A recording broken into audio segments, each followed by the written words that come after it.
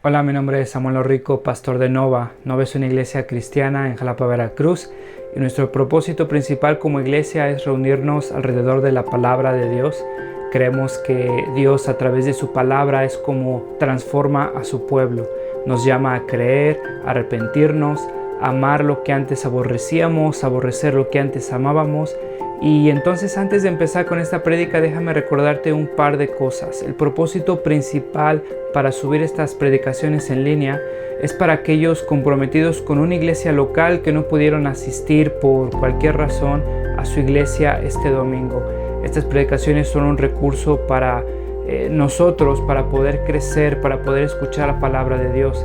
Sin embargo, creemos que un cristiano no puede existir sin una iglesia.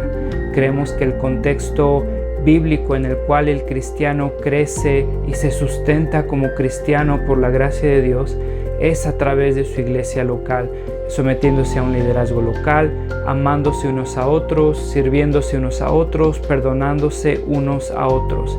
Un cristiano no puede vivir su vida cristiana simplemente consumiendo predicaciones en una pantalla de su televisión, de su computadora. Entonces te animamos a comprometerte con una iglesia local. Si no pudiste asistir a una iglesia este domingo, nos da gusto que estés viendo este video. Disfrútalo, nuestra oración es que te sea de bendición. Sin embargo, si no te has comprometido con una iglesia local, mi oración es que puedas comprender que el amor de Dios se refleja en medio de su pueblo, mostrándose en la iglesia local. Nuestra oración es que Dios siga transformando nuestro país, que el Evangelio siga siendo proclamado, que la sana doctrina siga expandiéndose en nuestras iglesias y cada vez más cristianos podamos adorar a ese Dios soberano que nos ha mostrado su gracia a través de Cristo a pesar de lo que somos. Entonces seguimos en la serie de matrimonios, de soltería, de divorcio y apenas todavía estamos abarcando temas de matrimonio. Y déjame, David lo comentó ahorita, déjame hacer ahí un énfasis. Si estás soltero, si estás divorciado, esto es también para ti. ¿Sabes? Si estás soltero, si estás divorciado, si eres viudo, vamos a abarcar en esta semana este pasaje que habla de amor, sumisión, la relación de un matrimonio, y tal vez llegues a pensar que no es relevante para ti porque, bueno, o eres soltero o estás divorciado o eres viudo. Pero esto también es para ti. Si deseas volverte a casar, necesitas saber esto del matrimonio. Lo que la Biblia dice y cómo hemos de actuar dentro del matrimonio. Ahora, si ya no te quieres casar, si no ves en tu horizonte casarte, esto también es para ti. Necesitas aprender y ver qué es lo que la Biblia habla acerca del matrimonio para que puedas ser testigo en otros matrimonios, para que puedas instruir, para que puedas corregir, para que puedas ayudar a los matrimonios que tienes alrededor. Entonces, si deseas volverte a casar, esto es para ti. Si deseas casarte, y si no, esto también es para ti. Ahora, déjame empezar con esto. Te voy a contar una historia de la peor actuación del mundo. De hecho, está registrada como la peor actuación teatral del mundo. Era una obra de Romeo y Julieta, por ahí en 1984. Y se había reunido un elenco talentoso. Había expectativa acerca del elenco que se había juntado para esta obra de teatro. Iba a ser en Inglaterra, iba a ser en la capital de Inglaterra, en el teatro más conocido y más histórico de Inglaterra, presentando una obra de Shakespeare.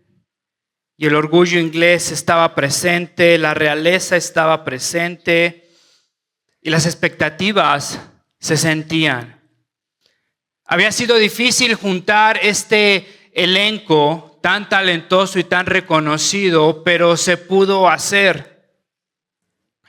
Dentro de este elenco, dentro de este equipo de actuación, estaba uno de los jóvenes más prometedores en la historia teatral inglesa. Ahora la gente lo reconocía como una persona apuesta, una persona sumamente talentosa, pero si tenía un defecto decían que era demasiado confiado. Muchas veces llegaba a las actuaciones sin preparación y la gente se sorprendía al ver su capacidad de improvisación, su capacidad de memorización. Así que no estaban muy preocupados esta vez en esta puesta de escena. Y si conoces la historia de Romeo y Julieta, te acordarás que en la última escena, ya casi al final, cuando los dos han de morir por amor, hay una escena muy emotiva donde Romeo entonces alza la copa y dice: así muere el beso del amor. Y esa es una escena de lo más emotiva en la historia teatral. Todos deberían ahí de estar en silencio, llorando, los esposos consolando a sus esposas. Pero sabes, cuando llega esta parte de esta escena, este joven confiado, talentoso pero confiado, tiene un episodio de amnesia. Se le olvida el diálogo. No sabe qué hacer, está totalmente desubicado. La gente está ahí en silencio esperando esta línea. Y él no sabe qué hacer, no sabe qué decir, y sus capacidades de improvisación desaparecen. Ahora, lo que hace este joven es simplemente agarrar un pedazo de papel donde estaba el diálogo. Y en este momento incómodo lo que hace es buscar con desesperación su línea. La gente lo estaba esperando. Llega a su línea y lo único que hace es leerlo sin ninguna emoción. La gente lo describe como un niño en una primaria leyendo una presentación. Así muere el beso de amor. Se guarda su papel y esperando tal vez una ovación, la gente se queda en silencio. No saben qué hacer. La prensa después escribe una crítica y dice: una tragedia que ni Shakespeare pudo haber escrito. La peor actuación de la historia. Un crítico después escribió: cuando uno no toma en serio su papel, toda la historia, toda la obra sufre. Ahora, ¿por qué empiezo con esta historia? Quiero que veas conmigo el día de hoy que sí es cierto que el matrimonio tiene un propósito específico y principalmente no es nuestra felicidad. Nuestra felicidad viene como un resultado, un fruto de cumplir ese propósito específico. Y ese propósito específico, ¿se acuerdan? Lo hemos visto, es representar el Evangelio. Es proclamar el Evangelio. Ahora, si hemos de proclamar el Evangelio en el matrimonio, cada persona tiene un papel que actuar. Y cuando una persona no se toma ese papel en serio, toda la historia sufre. Y muchos matrimonios entonces se vuelven en tragedias que ni Shakespeare pudo haber escrito. Quiero que veas conmigo entonces los dos papeles que se cumplen dentro del matrimonio. Estoy consciente que es un pasaje polémico. Estoy consciente que a partir de este pasaje ha existido muchos abusos históricos. Pero sabes, en las palabras de Maradona, la pelota no se mancha. Sabes, en un mundial, me acuerdo después de Maradona, cuando salió de rehabilitación, después de ahí escándalos de drogadicción, de lo que sea, después la gente estaba criticándolo como figura de fútbol. Y recuerdo que Maradona después se para, le hacen una ovación y muchos estaban en contra de hacerle una ovación por todo lo que representaba Maradona. Era un borracho, un drogadicto. Y sabes, Maradona se para ahí, agarra el micrófono y dice algo. Y dice, la pelota no se mancha. ¿Qué quiso decir con eso? Que él fue quien mal representó el fútbol. Pero eso no quiere decir ahora que todo el fútbol se descalifica. Y sabes, muchos de nosotros hemos abusado y hemos mal aplicado y mal vivido este pasaje, pero te diría, Cristo no se mancha. El matrimonio no se mancha. Los manchados somos nosotros. Y para eso ha muerto Cristo, para redimirnos, para rescatarnos, para limpiarnos. Pero sabes, estoy consciente que es un pasaje polémico. Quiero que te des cuenta que hay diferentes instrucciones. Una es de respetar o de someterse y la otra es de amar. Y no significa que son exclusivas. No significa que entonces como yo ahora mi cargo, mi responsabilidad, mi llamado es de amar a mi esposa, no significa que ahora entonces yo no puedo, no debo someterme a mi esposa. Tampoco significa que el llamado de mi esposa es de someterse, no significa que entonces mi esposa no esté llamada a amarme. Tiene sentido. Son llamados que no son exclusivos. Efesios 5:21, anteriormente Pablo dice sométanse unos a otros. Y ahora Pablo está describiendo cómo es que todos en el matrimonio hemos de someternos. Los esposos nos hemos de someter amando. Vamos a ver lo que significa. Nos ha puesto un ejemplo para ver lo que significa amar a nuestra esposa. La esposa ha de someterse y le ha puesto un ejemplo para ver lo que significa someterse dentro del matrimonio.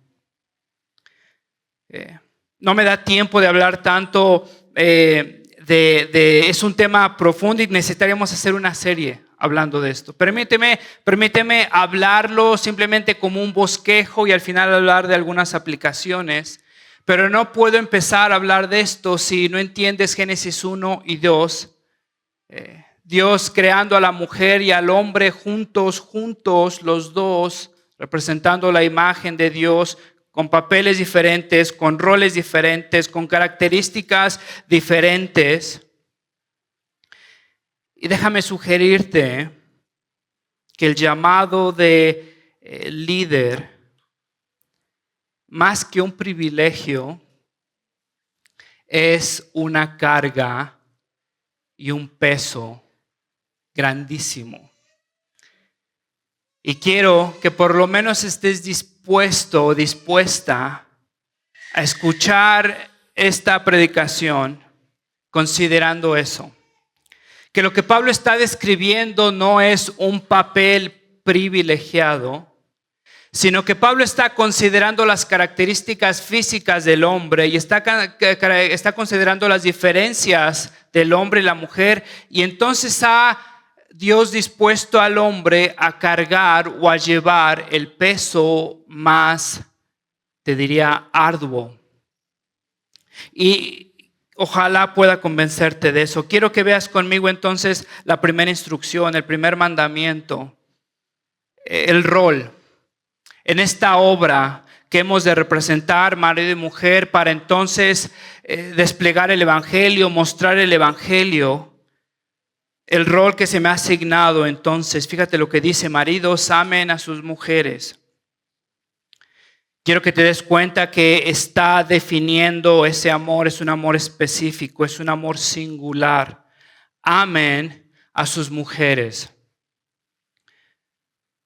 Pablo está llamando al hombre a tener un amor singular, una atención singular, un cuidado singular a su esposa. Sabes, es una tragedia que ni Shakespeare pudo haber escrito cuando el esposo trata mejor a otras mujeres que a su esposa. No está representando el evangelio.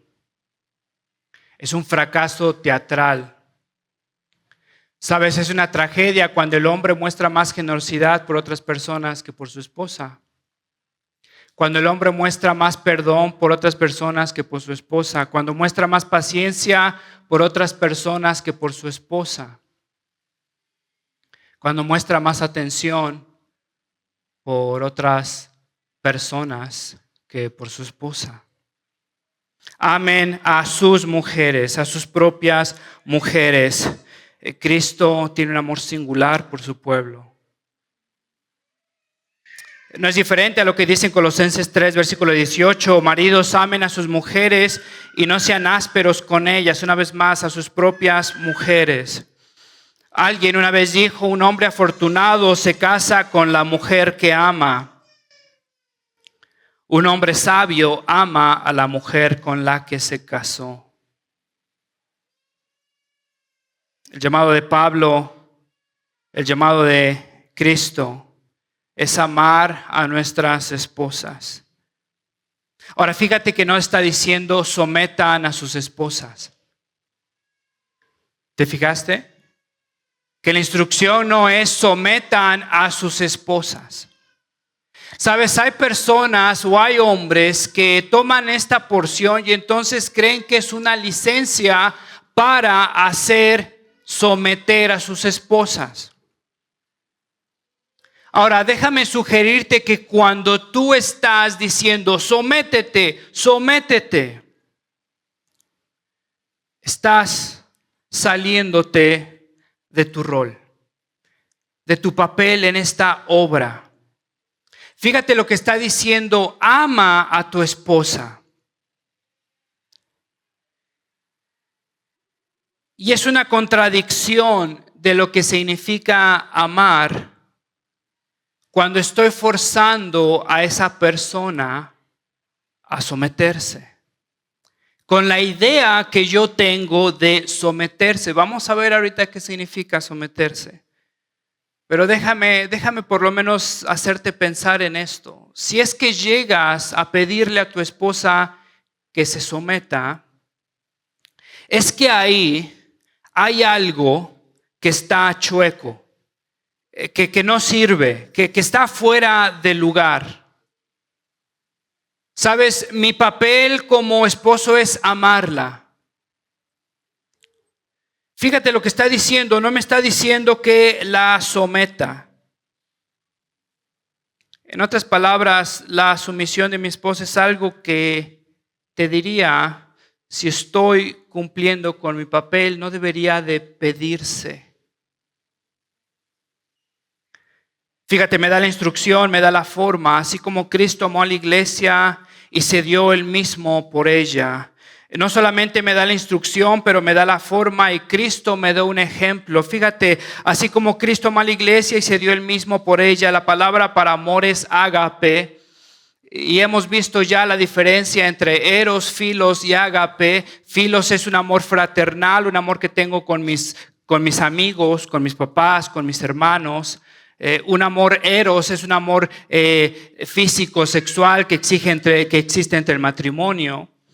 Un amor ágape es un amor incondicional que es representado en Cristo. Y aquí lo está diciendo, así como Cristo amó a la iglesia y se dio él mismo por ella. Fíjate, Pablo está diciendo, amen a sus esposas y nos está dando el ejemplo de cómo es que debemos amar a nuestras esposas. Muchas veces es difícil entender cómo es que debemos de hacer las cosas. Nos da la instrucción y no sabemos cómo hacerlo. ¿Sabes? Cuando mis hijos estaban creciendo, me acuerdo que caminando o manejando por las calles veían ahí a jóvenes besándose. Y me acuerdo que mis hijos, un hijo en particular, siempre es muy observador y me preguntaba, ¿qué están haciendo estas personas? ¿Por qué se están chupando las bocas? Y sabes, les tenía que explicar, es que estas personas pues se gustan, se aman. Y entonces ya cada vez que íbamos caminando por la calle, sacaba la cabeza y apuntaba, se aman. Yo, tranquilo hijo, no tienes que decirlo, deja que se amen. Pero sabes, mi hijo me preguntaba, ¿por qué se chupan las bocas? Y le tuve que explicar, bueno, se gustan, es una forma de mostrarse afecto. Hay una encuesta que existe, que hicieron entre niños menores de 8 años, donde les preguntaron qué es el amor, cómo definirías el amor a estos niños. Y fíjate cómo lo definen. Un niño dice, cuando el hombre y la mujer se ponen perfume y se huelen. ¿Para qué se ponen perfume?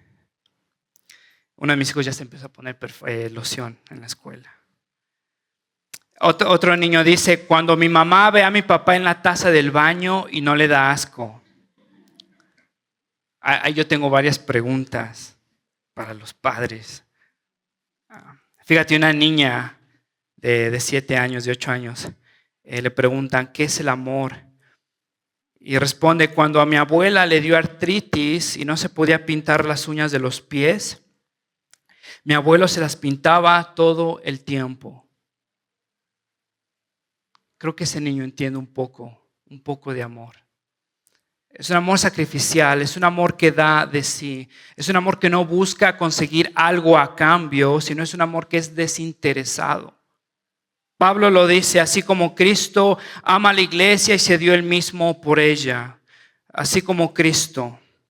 Le hago una pregunta a los esposos, ¿morirían por sus esposas? Y algunos se caerían el pecho, sí, wow. ¿Y sabes por qué? ¿Por qué sacar la basura a diario a veces es tan difícil? Para mí a veces, ¿por qué estacionar el coche cada noche es tan difícil a veces? Te lo confieso. Y sabes, me pregunto, ¿estoy dispuesto a amar a mi esposa? Sabes, muchas veces entramos en estas cosas, te diría, sentimentales, donde pensamos que el amor es algo así como intenso y es algo así que te lleva a hacer locuras, a cruzar montes, a cruzar valles. Pero déjame sugerirte que ese amor el amor que Cristo nos muestra no es tan emocional, más bien es una convicción, es una decisión. No sé qué tan emocionado o si tenía la piel de gallina al ver lo hermoso que éramos. Cristo subió a la cruz. Pero Cristo había decidido por amor, por convicción, subir a la cruz. El amor, te diría que no está tanto basado en emociones, que obviamente son consideradas, que nos mueven nuestras emociones, pero el amor que representa a Cristo es una decisión. Es algo que lo lleva a hacer lo que debe de hacer por el bien de esa persona, si sus emociones estén o no presentes. Sabes, te diría que muchos de nosotros estamos basando nuestro matrimonio en emociones, no tanto en una decisión. Y nuestros votos de matrimonio, si somos honestos, deberían de leerse: amémonos hasta que se nos acaben nuestros sentimientos. Prometo amarte hasta que los sentimientos nos separen. Sabes, decimos, y prometo amarte hasta que la muerte nos separe. Esa es una decisión, ¿no es cierto? Es una convicción. He decidido hacer algo desde este momento y por eso he llamado a todo el pueblo de Dios y hago este pacto delante de este pueblo de Dios y delante de Dios, que voy a amarte pase lo que pase hasta que la muerte nos separe. No es una declaración de amor. No son votos sentimentales donde exaltas la belleza de esta persona. Principalmente no lo es. Es un pacto, es una promesa delante de este pueblo de Dios, delante de Dios, que voy a serte fiel y voy a amarte hasta que la muerte nos separe. Si somos honestos, muchos de nuestros votos deberían de haber sido cambiados. Prometo amarte hasta que los sentimientos nos separen, hasta que lo sienta, hasta que no se haga difícil. hasta que no me cueste.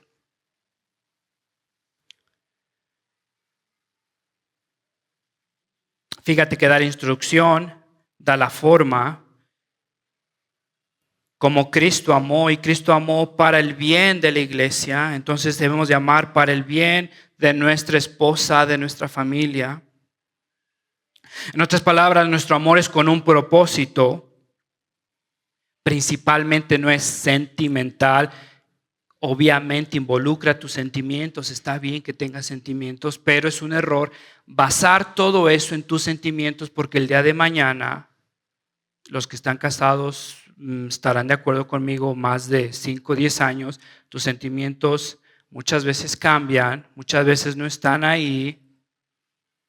Principalmente entonces amamos por una convicción, por un pacto, como Cristo amó sacrificialmente y amó para nuestro bien.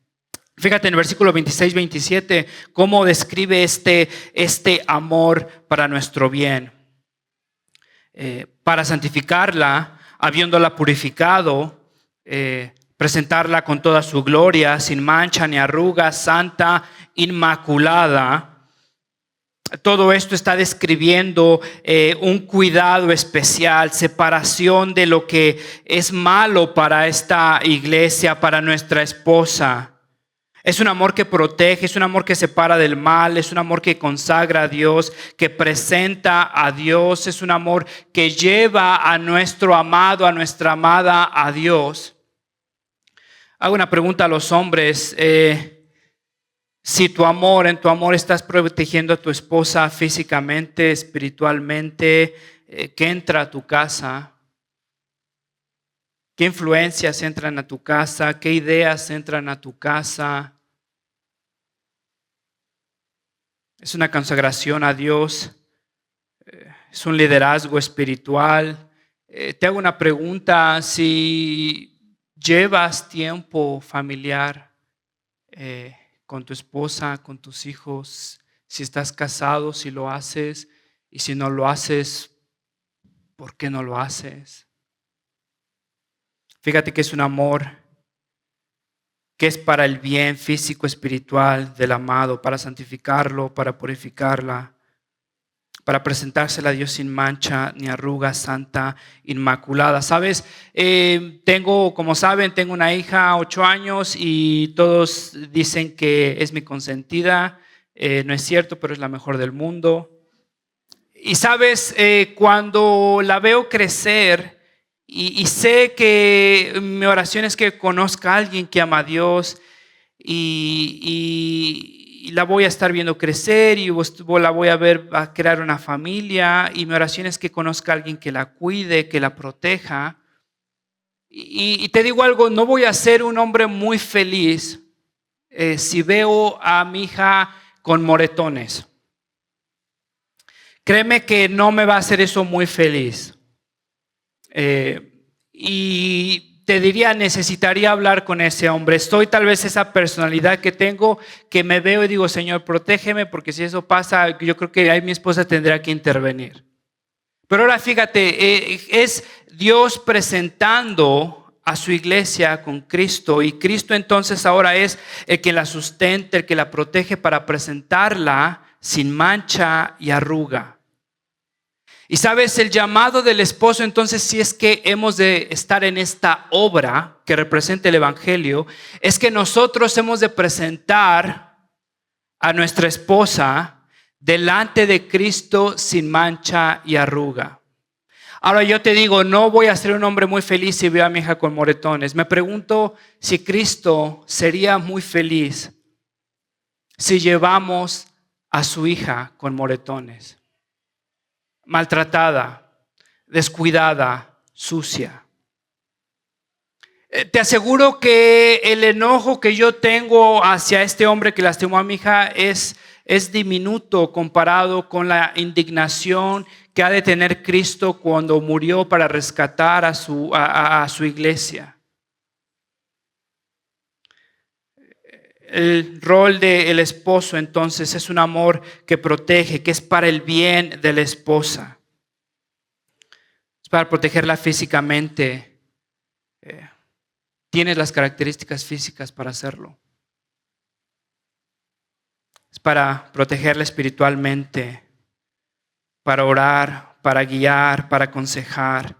Y fíjate, te da los medios por la palabra. No son por tus consejos, no es por lo que tú escuchaste con el Temac o no sé cómo se llama este cuate. Es por la palabra. No es lo que escuchaste de un cuate influencer que te está enseñando a ser hombre. Es por la palabra. Ahora fíjate, esto da por sentado que el hombre entonces ha de conocer el evangelio, que ha de guiar con el evangelio, que ha de aconsejar con el evangelio, que ha de apuntar con el evangelio. Te hago una pregunta, hombre, ¿conoces el evangelio?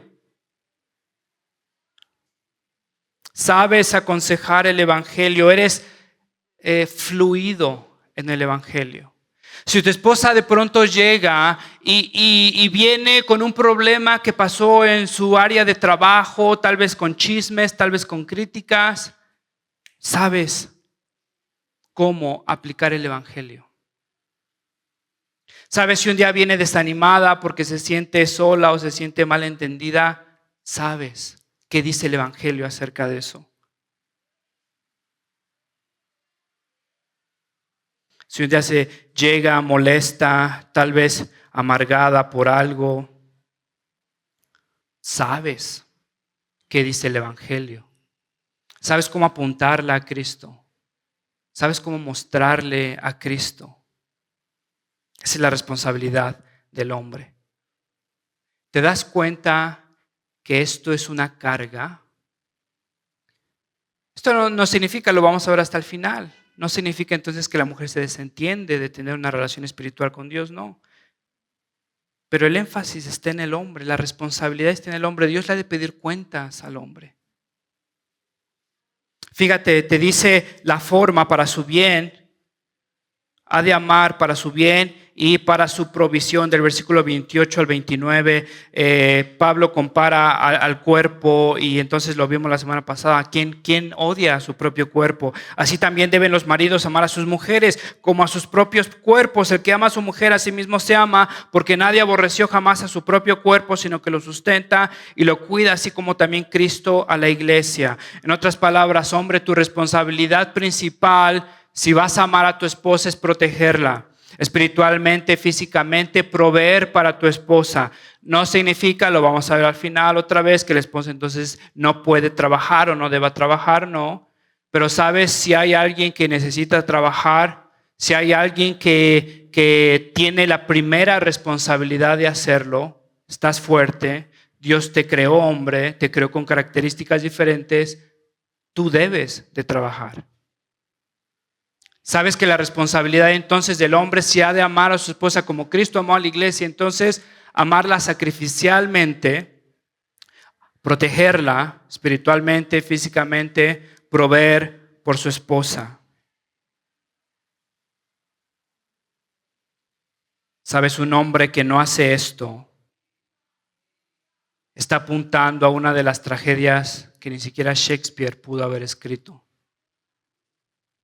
Fíjate, te da la razón, versículo 29, así como también Cristo a la iglesia, porque somos miembros de su cuerpo. En otras palabras, porque has de representar el evangelio. Has de amar como Cristo a la iglesia, porque somos miembros de su cuerpo, porque hemos de representar el drama de la redención a un mundo que no conoce a Cristo. Y sabes, si estás casado, una de las formas de poder hacerlo es por medio de tu matrimonio. Amando sacrificialmente, protegiendo, proveyendo. John Piper, fíjate cómo define el liderazgo del hombre. El liderazgo es el llamado divino del esposo a asumir la responsabilidad principal del liderazgo cristiano y servicial. Fíjate cómo lo está definiendo, el liderazgo cristiano y servicial. ¿Te acuerdas cuando Jesús dijo entonces que ahora el que debe de ser primero debe de ser último?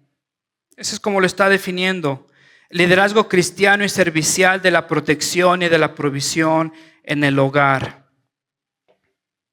Es la responsabilidad principal. Es cuando hay alguien en la casa, primero yo voy, no mando a mi esposa. Cuando necesitamos proveer para algo, yo voy. Es mi responsabilidad. Dios me creó para eso. Dios me formó, Dios me instruyó. me hizo para eso. Si soy hombre, si estoy casado y cómo represento a Cristo en el matrimonio es morir primero, ir primero, sacrificarme primero, estar dispuesto a hacerlo primero. Eso es lo que significa líder.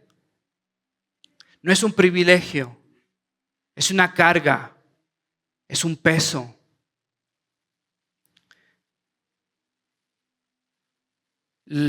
Estamos llamados a amar. La mujer está llamada a someterse. Quiero que vayas conmigo a esta instrucción, versículo 22. Las mujeres estén sometidas a sus propios maridos como al Señor. Esta palabra someterse habla de una subordinación, de un orden. Otras palabras que podrían representar esta idea es respetar, confiar, apoyar. Es reconocer la carga principal que tiene el hombre, no el privilegio. La carga principal que tiene un hombre, el peso principal que tiene un hombre. Fíjate, la Nueva Versión Internacional lo dice: sométanse. Ahora, quiero que te des cuenta de esto, que muchas veces esta palabra nos incomoda. Esta palabra tal vez, no sé si en casos de abuso, mal aplicado el texto, te lleva a reaccionar o a defenderte. Quiero que por lo menos pienses conmigo en esto. Todos, absolutamente todos, somos llamados a someternos a otra persona. Sabes, en el trabajo reconoces la autoridad de otra persona, confías, sigues a otra persona. En tu relación padres e hijos hay sumisión. Cristo se sometió al Padre, por eso no perdió su dignidad. El Espíritu Santo se somete a Cristo y por eso no perdió su dignidad. Quiero decirte que esta reacción que tienes o que tenemos de defendernos hacia algo opresivo es más bien una reacción que nosotros hemos causado por mal vivir y mal utilizar estos textos. No porque el cristianismo ni porque Cristo haya sido una mala representación. Fíjate que hay un orden desde el principio. En Génesis 2, el hombre y la mujer fueron creados. La mujer es ayuda idónea. Los dos, ¿te acuerdas? Fueron creados juntos para representar la imagen de Dios. Ayuda idónea en Génesis 2 es la palabra etzer, y esta palabra tiene la idea de completar, de ayudar, de hacer algo que sin esa ayuda es imposible hacer. La mujer entonces ha de ser ayuda idónea al hombre, juntos representando la imagen divina, y la mujer sin su ayuda el hombre no puede representar esa imagen divina. Es el hombre y la mujer juntos. La mujer ayuda idónea es la que está ayudando a este hombre juntos a representar esta imagen divina. Génesis 3, necesitamos entender Génesis 3 para hablar acerca de todo esto. En Génesis 3 fue la caída del hombre y de la mujer, y a partir de ahí se corrompió absolutamente todo.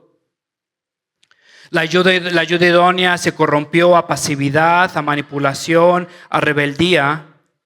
El liderazgo que Dios le dio al hombre se corrompió en abuso, en indiferencia. Quiero que pongas atención en esto, que la caída en Génesis 3 no creó los roles, los pervirtió. Dios creó los roles desde Génesis 1 y 2. Y Dios creó primero al hombre, después Pablo utiliza esa razón en 1 Timoteo, 1 Corintios para hablar del orden en la iglesia. No da razones culturales, sino da la razón de la creación, algo interesante que después puedes leer. Pero fíjate que el orden fue creado desde el principio, los roles fueron creados desde el principio, las diferencias fisionómicas fueron creadas desde el principio. Y lo que se corrompió en Génesis 3 fue entonces esos roles. Pasividad, manipulación, abuso, indiferencia. Ahora quiero que entiendas el contexto y no me voy a tardar mucho, pero quiero que lo entiendas. El contexto en el que Pablo está escribiendo este pasaje. La idea grecorromana de matrimonio o de una mujer. Era una sociedad patriarcal, no había derecho civil, a las mujeres se les consideraba como esclavos o como niños, tenían el mismo derecho o tenían la misma representación legal delante de la sociedad grecorromana como un esclavo o como un niño. Eran vendidas como propiedad, eran intercambiadas. Cícero, un filósofo, fíjate lo que dice: por su debilidad mental, las mujeres deberían de tener guardias legales. No eran incluidas en los censos, no tenían nombres propios. Si tu papá era Julio, tú eras Julia. Si tú eras la segunda hija, te llamaban Secunda. Si eras la tercera, te llamaban Tercia. Los matrimonios no consideraban a la mujer ni a su volición, a sus deseos. Eran simplemente transacciones para mejora social, económica. En la idea judía no era mucho mejor, se había incluso corrompido desde Génesis. Ahora entonces había judíos, rabís, uno muy famoso que su oración ha permanecido en la historia, no sé si la has escuchado: gracias, Señor, hay por los tiempos de Jesús, gracias, Señor, por no hacerme un gentil, un esclavo o una mujer. Los divorcios bajo la ley judía eran sin distinción para los hombres, pero la mujer no podía por ninguna razón casarse. Jesús llega y es un cambio de paradigma, es un pivote que gira totalmente. Muchas veces no comprendemos lo que Jesús hizo en esta historia, en este tiempo y espacio. Muchas veces en verdad no sabemos lo grande que fue y todo lo que hizo. Parte de todo esto es que hace un giro gigantesco hacia el concepto de lo que se tenían las mujeres en la historia grecorromana, en la historia judía. En Lucas 8, muchas mujeres lo seguían.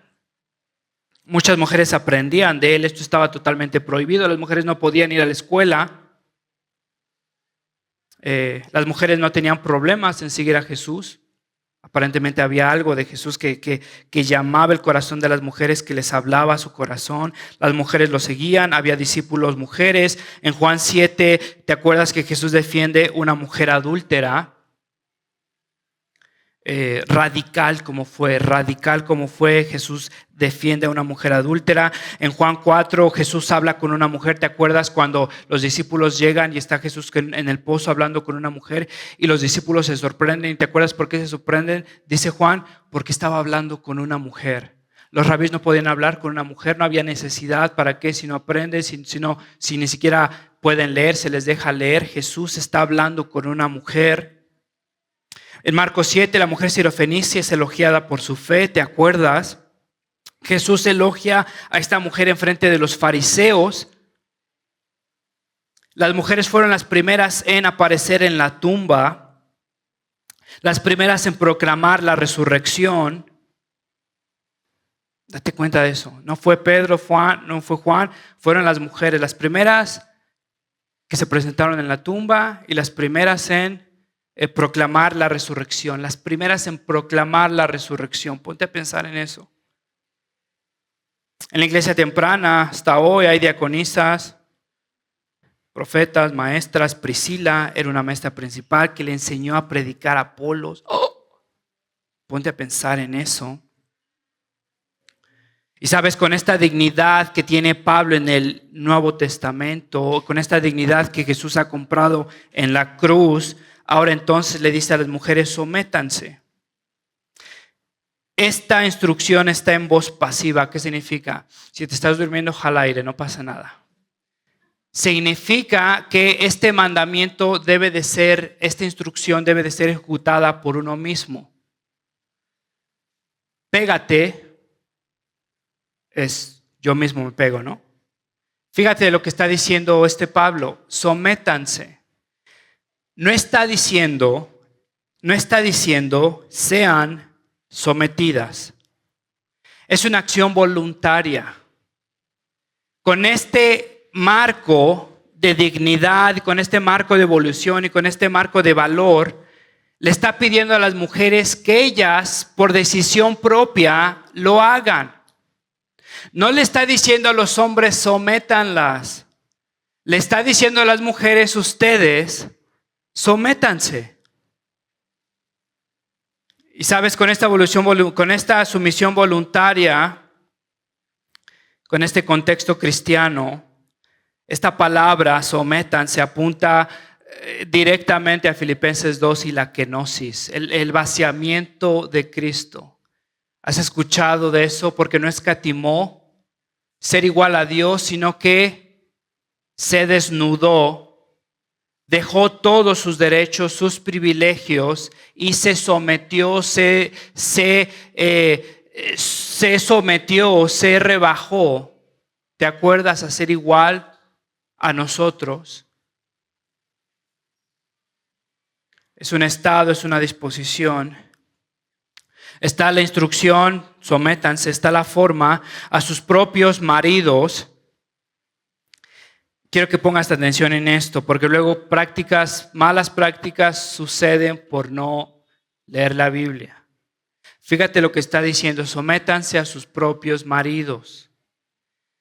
No está diciendo sométanse a todos los hombres. Ustedes, por ser mujeres, deben de someterse a todos los hombres. Ustedes, por ser mujeres, deben de tener una actitud servicial para absolutamente todos los hombres. La mujer está llamada a tener una actitud servicial para todos los hombres, justo tanto como el hombre está llamado a tener una actitud servicial hacia todos los demás, o amar como Cristo a todos los demás. Pero hay una diferencia. Yo he de amar a mi esposa y mi esposa de someterse a mí. Fíjate lo que dice, a sus propios maridos. En griego es una palabra de énfasis. Sométanse a sus propios maridos, no a todos los hombres. Sabes, hay iglesias o hay hombres que demandan un tipo de respeto o que claman un tipo de autoridad hacia todas las mujeres. Ahora déjame decirte que ese cuate está fumado. Si te encuentras uno, no pasa nada, platiquemos. Eso no existe en la Biblia. No hay un valor intrínseco del hombre y de la mujer que por ser mujer ahora entonces ha de someterse a todos los hombres. No existe eso. Y sé que muchas iglesias viven así. Sé que muchos hombres viven así. Y déjame decirte que no es bíblico. No significa lo que Pablo está diciendo aquí. Sométanse a sus propios maridos, porque el matrimonio es una representación específica del evangelio, ¿sale? Como al Señor. Sométanse como al Señor. Es lo mismo que vemos en Efesios 5:21. Sométanse unos a otros en el temor de Cristo. Quiero que te des cuenta que esta sumisión a mi esposo como al Señor es un reflejo de mi relación con Dios. En otras palabras, mi sumisión al Señor entonces ha de ser un respeto hacia mi esposo. Mi sumisión hacia mi esposo entonces es mi sumisión hacia el Señor. Date cuenta que esta sumisión o este respeto no está anclado en cosas de moda, en situaciones temporales, en prácticas socioeconómicas. Pablo lo está anclando al evangelio como al Señor. Fíjate que te da la razón, es la relación de Cristo con la iglesia, porque es un propósito mostrar el evangelio de versículo 23 al 24. Fíjate lo que te dice, porque el marido es cabeza de la mujer, como Cristo es cabeza de la iglesia. Vemos la cabeza como símbolo de autoridad, Efesios 1:22, Efesios 4:15, si tienes tiempo puedes leerlo después. Fíjate lo que dice John Piper acerca de esto. La sumisión es el llamado divino de la esposa a honrar y afirmar el liderazgo de su esposo y ayudarlo a llevarlo a cabo de acuerdo a sus dones. ¿Cuál es el llamado del hombre? Amar sacrificialmente, proteger y proveer. Estar dispuesto a morir primero, a ir primero, a trabajar primero, a proteger primero, a dirigir primero. La sumisión es el llamado divino de la esposa a honrar y afirmar el liderazgo de su esposo y ayudarlo a llevarlo a cabo de acuerdo con sus dones. Quiero que te des cuenta de esto y ya te prometo estoy terminando. quiero que vayas conmigo a aplicaciones prácticas. Quiero por lo menos en este tiempo hacerte pensar o ahí empujar ahí conceptos que necesitas masticar. Quiero que te des cuenta que en este pasaje no hay instrucciones específicas. No significa mujeres sométanse y planchen, laven, limpien. Hombre, amen y significa ejemplo. O por ejemplo, saquen la basura, compongan el agua, compongan la taza del baño, cambien la ventana. No dice eso, ¿verdad? Esas son convenciones culturales. Fíjate que Pablo está dándonos el principio y nos está dando la libertad para entonces ejercer el llamado que tenemos convención. Cultura. Sería un error eso de nosotros anclar para aferrarnos en convención, mujer, prácticas culturales, someter y con eso y entonces una mujer no puede, no sé, trabajar en casa o no puede cocinar o no puede limpiar. Híjole, la mujer no puede trabajar o la mujer no puede, no le puede gustar la mecánica porque eso es cosa de hombres. No tiene nada que ver. Date cuenta que es un llamado específico. El hombre ha de sacrificarse primero, la mujer ha de seguir, ha de apoyar esa carga enorme que tiene el hombre. Déjame sugerirte que esta idea de que, bueno, la mujer debe de quedarse en casa y el hombre debe de ir a la oficina. Déjame sugerirte que esta idea es relativamente nueva. Antes de la Revolución Industrial, todos trabajaban. De hecho, cuando Pablo está escribiendo esto, Pablo tiene en concepto esta idea de que el hombre y la mujer trabajaban por igual. El hombre y la mujer tenían dones, capacidades y los dos hacían de lo suyo en un mundo laboral. La mujer piadosa en Proverbios 31, si lo has leído, es una mujer que ama al Señor y que trabaja. Cometemos un error cuando entonces desde el púlpito, desde las iglesias, como que tratamos de definir los roles del hombre y de la mujer a esquemas culturales. Porque ahora después nos metemos en problemas cuando las situaciones cambian o cuando la cultura transiciona y ahora nosotros pusimos nuestra fe en un concepto cultural más que en una descripción bíblica y ahora entonces no sabemos cómo navegar y entramos en crisis existencial porque, híjole, no nos alcanza para esto y no sé, mi esposa no debe de trabajar, pido un préstamo o algo o me enfermé y no puede trabajar o no debe trabajar porque soy el varón. Este tipo de cosas que te diría son totalmente artificiales. Quiero que te des cuenta que el apóstol Pablo no dio descripciones específicas. Dio principios, dio mandamientos y entonces a partir de ahí en consejo, en sabiduría, los cristianos a través de los años hemos de vivir en eso. Ahora, si tú eres una mujer que no trabaja, gloria a Dios. Si entonces en ese papel tú estás representando el evangelio y puedes apoyar los dones de tu esposo, gloria a Dios. Si eres una mujer que trabaja, gloria a Dios. Las mujeres han trabajado desde el principio del mundo. La mujer piadosa era una mujer que trabajaba, era una mujer industriosa. Hay veces que, te lo confieso, luego ya ni me dan ganas de ver YouTube o blogueros YouTube porque luego dicen cada cosa.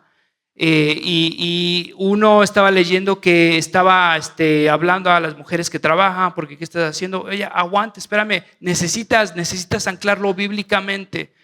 ¿Qué dirías de la mujer piadosa en Proverbios 31? Ahora, hay libertad, pero necesitas tú con sabiduría y consejo ver, bueno, ¿cómo es que navegamos esto?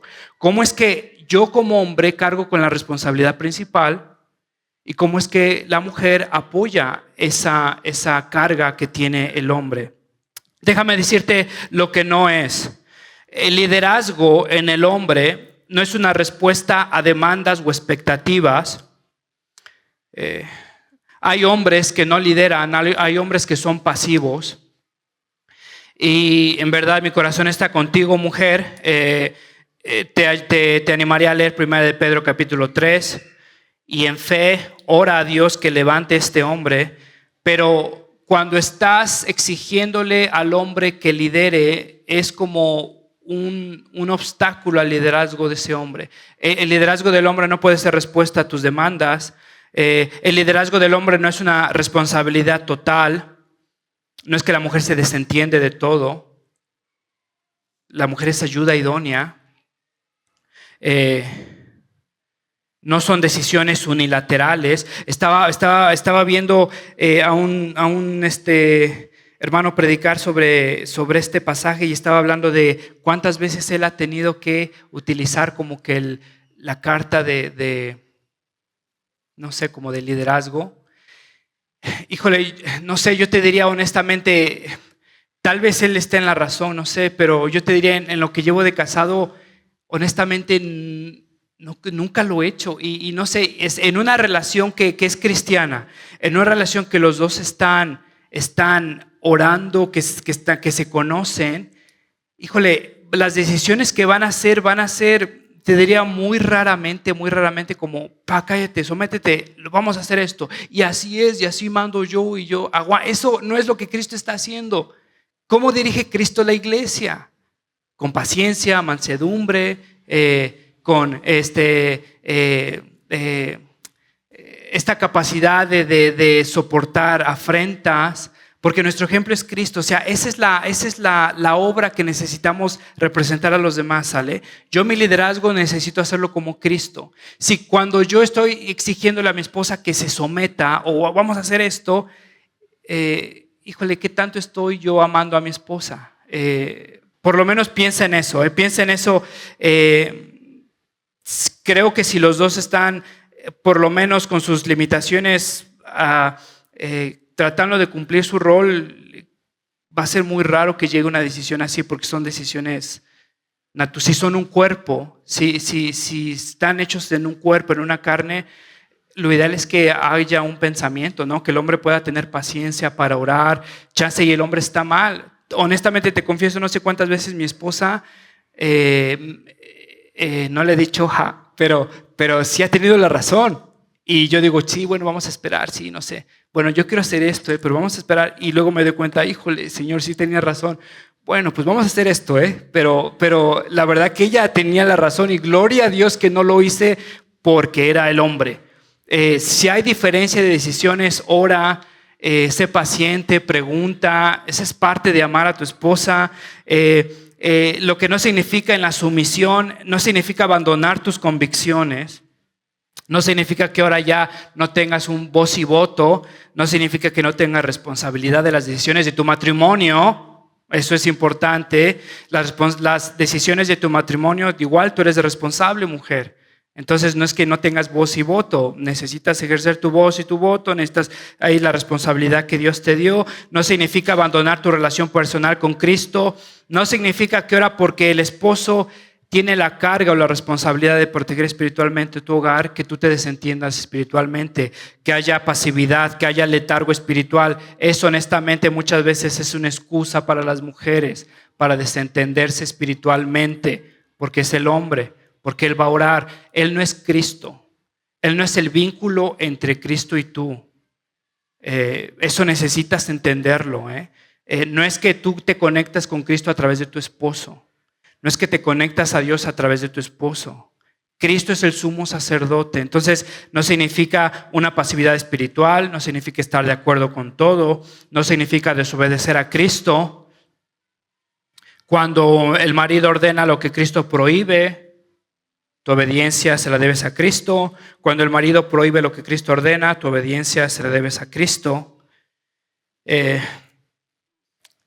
No significa que tu amor esposo es una respuesta a la sumisión de tu esposa. En otras palabras, no significa que vas a amar a tu esposa cuando se someta, y también esposa no significa que vas a someterte a tu esposo cuando él te ame. Tu sumisión es hacia Dios, tu amor es hacia Dios. Yo amo a mi esposa sacrificialmente, independientemente si mi esposa se somete a mí o no. Mi esposa es llamada a someterse a mí independientemente si yo la amo o no. Eso es la carga que tiene el matrimonio. Ese es el peso. Solteros, piensen en esto, porque el matrimonio es un objetivo específico más allá de mis sentimientos, que sí lo sientes, pero hay algo más importante. Entramos al matrimonio y entramos a una misión más importante. Solteros, fíjense con quién se casen, porque son llamados a someterse, independientemente si los aman o no, y son llamados a amarlas, independientemente si se someten a ustedes o no.